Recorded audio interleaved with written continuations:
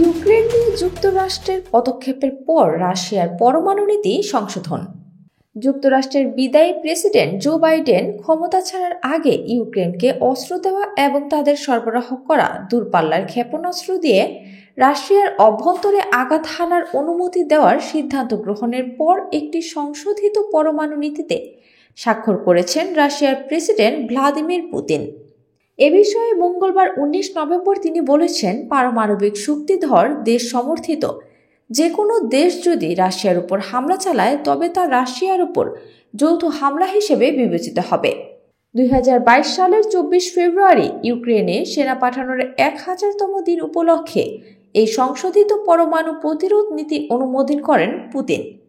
ইউক্রেনে যখন মস্কোর আক্রমণের মাত্রা কমেছে তখন পশ্চিমাদের পিছু হটাতে দেশটির পরমাণুর অস্ত্রভাণ্ডার কাজে লাগাতেই এই স্বাক্ষর।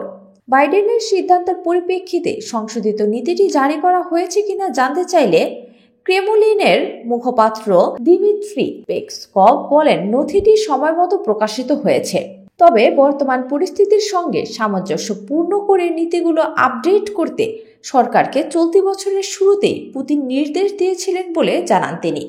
এর আগে যুক্তরাষ্ট্র ও এর অন্যান্য ন্যাটো মিত্রদের সতর্ক করে পুতিন বলেছিলেন, ইউক্রেনকে রাশিয়ার ভূখণ্ডে আঘাত হানার জন্য পশ্চিমাদের সরবরাহকৃত দূরপাল্লার অস্ত্র ব্যবহার করতে দেওয়ার মানে হচ্ছে রাশিয়ার সঙ্গে যুদ্ধে লিপ্ত হতে চায় ন্যাটো।